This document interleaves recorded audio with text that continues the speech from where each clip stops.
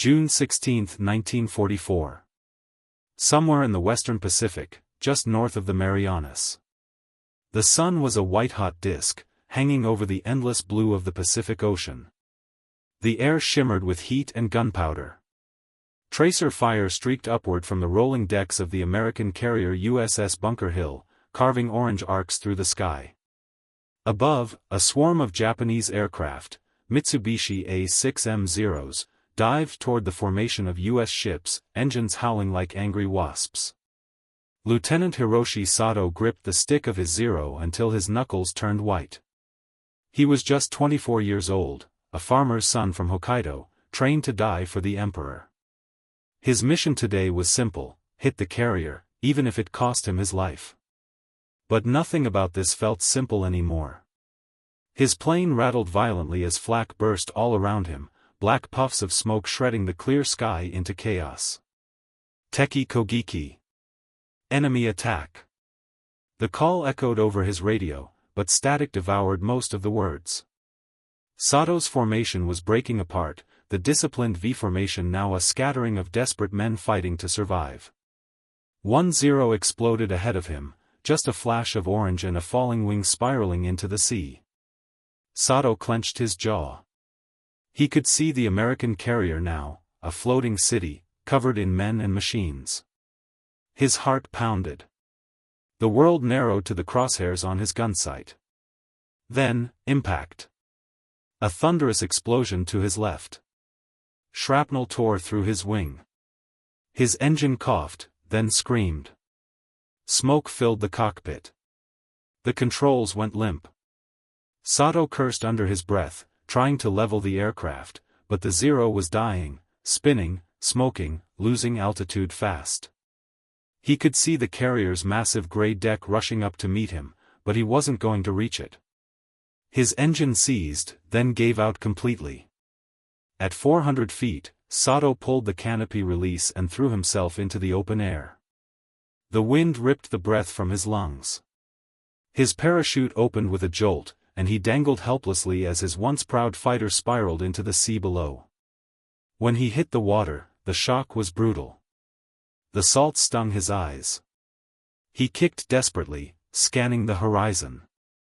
Around him, the ocean burned, patches of flaming fuel drifted on the surface from fallen planes. The roar of carrier guns thundered in the distance. Then, suddenly, silence, broken only by the hiss of steam and the slosh of waves. Sato floated, barely conscious, his parachute tangled around him. His uniform was soaked. The rising swells carried him closer, closer, to the American carrier, still guarded by destroyers whose guns were pointed squarely in his direction. He knew what that meant. He had seen it before, pilots shot in the water, left to sink beneath the waves. But this time, something was different. High above, sailors on the carrier deck had spotted him through binoculars. Man in the water. Japanese pilot, someone shouted. A dozen crewmen leaned over the rail. For a moment, they hesitated, enemy or not, he was drowning. A bosun's mate grabbed a bright orange life ring. Another sailor shook his head. He's the enemy, for God's sake. The man hesitated, then threw it anyway. The ring arced through the air, splashing down beside the half-conscious pilot. Lieutenant Sato blinked through salt and sun, barely believing what he saw. An American life ring. Floating right beside him. He reached out with trembling hands. The waves tossed the life ring just out of reach. Lieutenant Sato kicked weakly, lungs burning, muscles screaming. Each breath was salt and fire.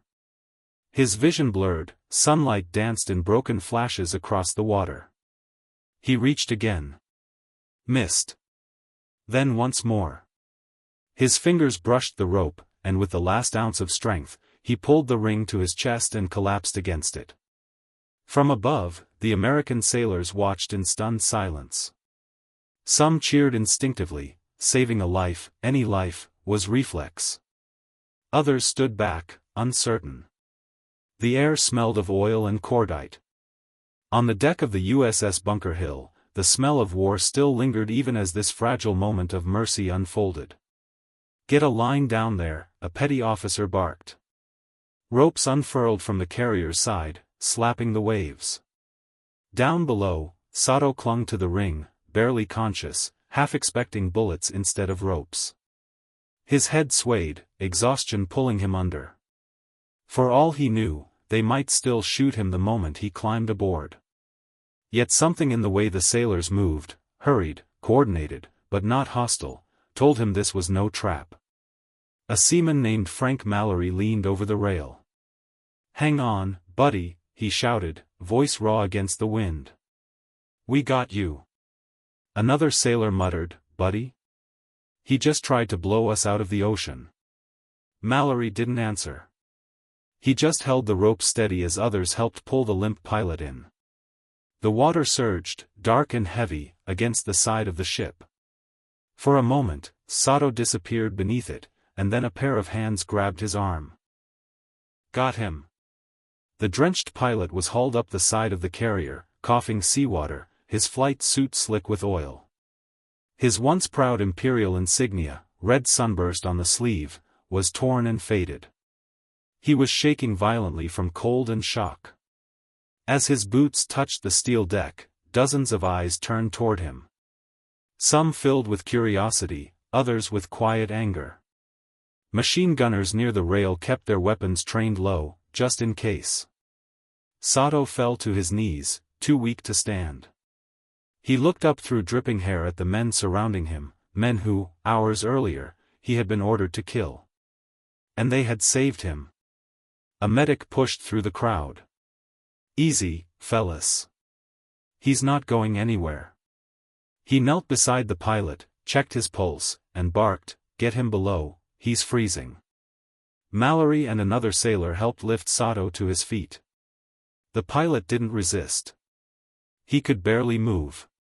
Every step across the deck felt like crossing into another world, a world where the line between enemy and human being blurred in the heat and noise of battle. Below deck, in the sick bay, the hum of the ship was constant. Sato was stripped of his flight gear and wrapped in a blanket. The American doctor examined him, glancing occasionally at the Japanese insignia on his uniform. "Lucky man," he said softly. "Could have gone down with the rest." Sato didn't understand the words, but he could hear the tone, firm but not cruel. The doctor offered him water. For the first time since his crash, Sato looked into another man's eyes, an American's, and saw not hatred, but something closer to pity. Outside, the sea was calm again. The smoke had drifted away. The carrier group steamed onward, engines rumbling beneath the surface of the world's largest graveyard. And somewhere deep in the ship's hull, a Japanese pilot lived, alive only because an enemy sailor had refused to let him drown. But war wasn't done with either of them yet. Hours passed before Lieutenant Hiroshi Sato regained full consciousness. The rhythmic hum of the carrier's engines replaced the roar of battle that still echoed in his mind. He opened his eyes to find himself lying on a narrow bunk, the metallic ceiling above him vibrating softly. A single bulb flickered overhead. The air smelled of antiseptic and oil. Beside him, a young corpsman sat on a stool, reading a tattered issue of Life magazine. When Sato stirred, the corpsman looked up, startled. "Hey, Doc. He's awake." The ship's physician, Lieutenant Commander Robert Hayes, approached. His face was lined from years at sea, but his manner was calm. "Easy there, son," he said, though he knew the pilot likely couldn't understand him. "You're safe. For now." Sato tried to sit up, but his ribs protested sharply. He winced, clutching his side. Hayes gently pressed him back down. "No heroics, Lieutenant. You took a hell of a fall." The Japanese pilot blinked in confusion. He recognized the tone, firm but not hostile. His throat was dry, and when the corpsman handed him a cup of water, he accepted it with trembling hands. The moment the cool liquid touched his lips, tears welled in his eyes. Hayes noticed. "Been through enough, huh?" he murmured, almost to himself. On deck, word of the captured pilot spread quickly. Sailors whispered as they passed the sick bay door. Some were furious, others simply curious. "We lost 2 birds today," one mechanic muttered, "and now we're giving him soup and a blanket?" But among the crew was a quiet respect for what had happened. They had watched one of their own, Mallory, make a choice few would in war. It wasn't orders. It wasn't strategy. It was something simpler. Human. Later that evening, the carrier's captain, Charles D. Brown, entered the infirmary. His khaki uniform was immaculate despite the day's chaos. He looked down at the injured pilot for a long moment before speaking. "This him?" he asked. "Yes, sir," Hayes replied. "Name tag says Sato, H. Minor concussion, bruised ribs, dehydration. He's lucky to be alive." The captain studied Sato's face. The young man couldn't have been older than some of his own deckhands. "He's a pilot?" "0, Hayes confirmed. "Went down a few hundred yards off our port side." The captain exhaled through his nose. "We'll treat him according to the code. He's a prisoner of war now."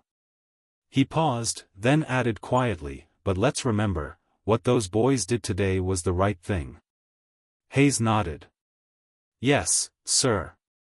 It was." As the captain left, Sato's eyes followed him.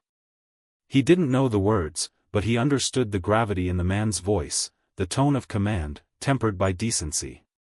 That night, the doctor sat beside Sato and tried to bridge the silence. He drew a rough sketch on a notepad, a stick figure falling, another throwing a ring, a hand reaching out. He pointed to the second figure and said slowly, "American." Then to the first, "Japanese." Sato stared at the drawing, then at the man's face. Slowly, hesitantly, he pointed to his chest. "Sato. Hiroshi." The doctor smiled faintly. "Hiroshi," he repeated. "I'm Hayes." For the first time, Sato managed a weak nod. The tension in his face softened. 2 men from opposite sides of a vast and bloody ocean shared a brief, fragile understanding. Outside, the carrier continued its course across the Pacific night, its engines cutting through dark water that had swallowed thousands. Above, stars glittered coldly, indifferent to the tiny acts of mercy taking place far below them. In the heart of that steel leviathan, one rescued pilot and the men who saved him were left to ponder what war had turned them into, and what, despite it all, it had not yet taken away. Days turned into weeks as USS Bunker Hill steamed westward through the vast Pacific. The chaos of the battle had passed, but the memory lingered in every corner of the ship, the acrid smell of spent powder, the burn marks on the deck, and the names of friends who hadn't returned. Yet amid the scars of combat, something quietly remarkable was happening below deck.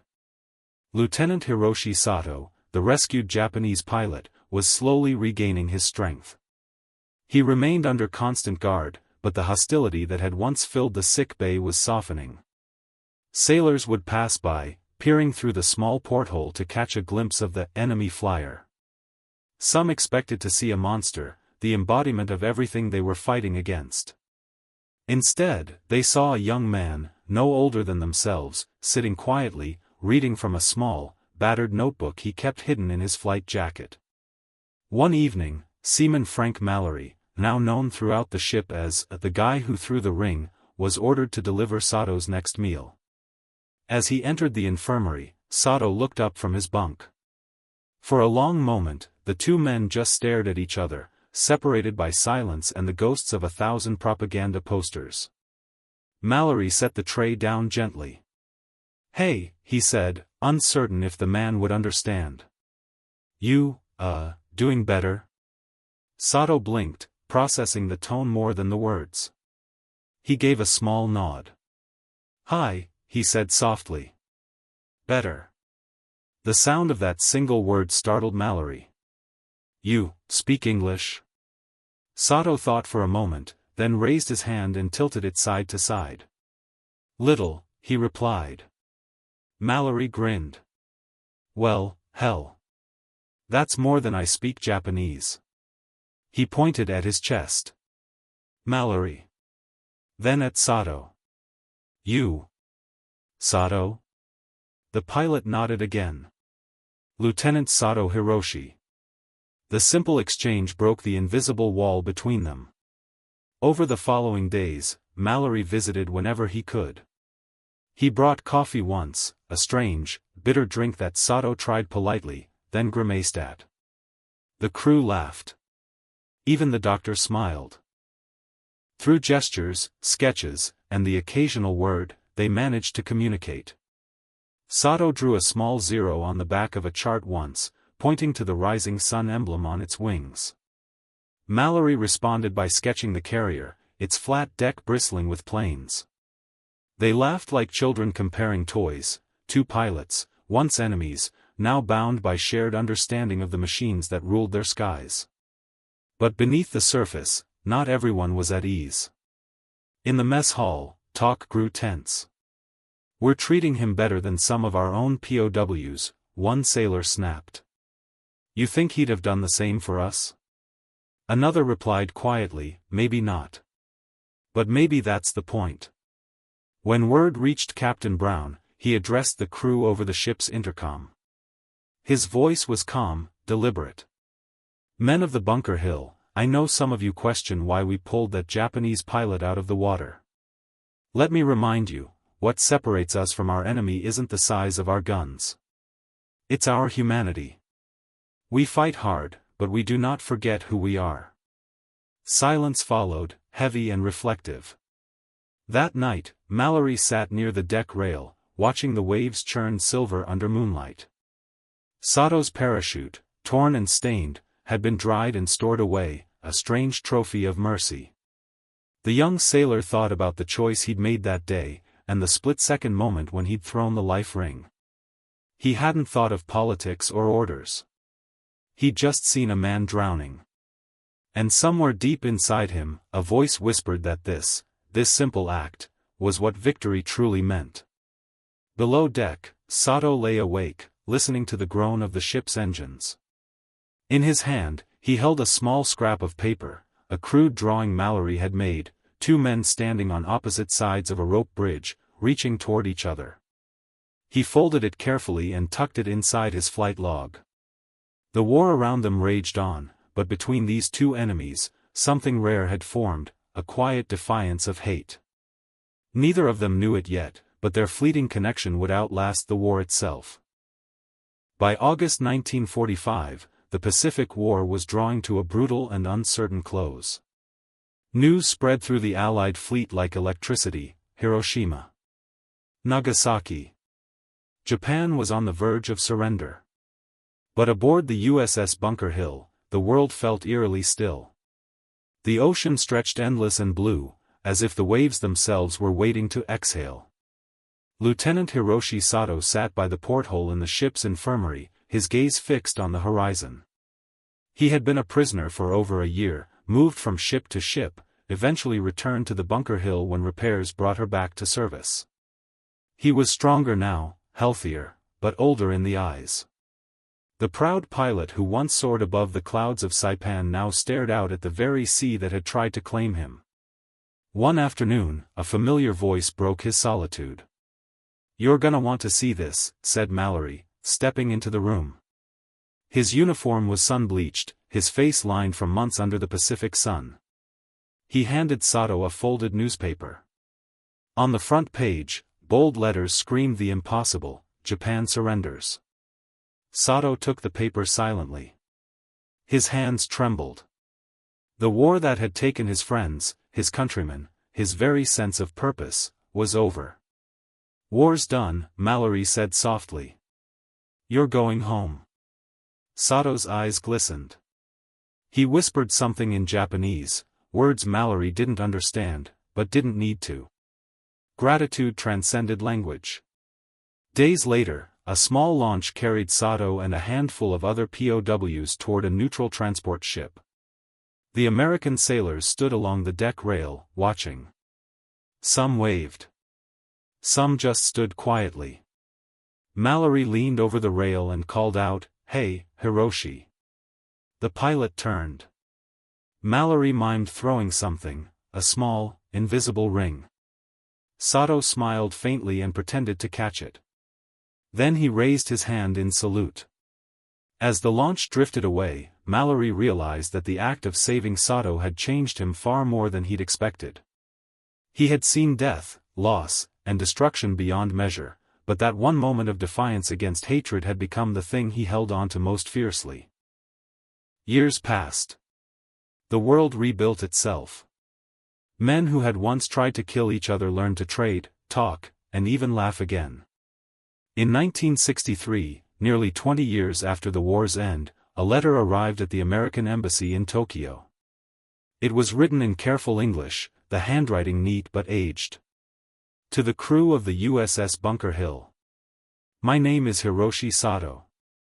In June 1944, I was a Japanese pilot rescued by your sailors after my aircraft was destroyed. I was treated with humanity, and for that, I have lived a full life. I have a wife, 2 children, and a peaceful home. I owe all of it to the men who did not let me drown that day. If any of them still live, please tell them this: the life ring you threw has never stopped floating. It carried me through the rest of my life. The letter was passed from hand to hand until it reached Frank Mallory, now an aging mechanic working at a naval shipyard in California. When he read it, he sat for a long time in silence. Then, he smiled. He went to his garage and pulled out an old keepsake box. Inside, wrapped in faded cloth, was a small piece of rope, cut from the very life ring he had thrown into the Pacific that day. He had kept it all those years without knowing why. Now, he did. He placed the letter beside it, closed the box gently, and whispered to the empty room, "You caught it, buddy. You really caught it." Outside, the evening sun dipped below the horizon, turning the ocean gold. The same ocean where 2 enemies had once met, not in hatred, but in mercy. And in that moment, far across the water, the waves seemed to whisper their names.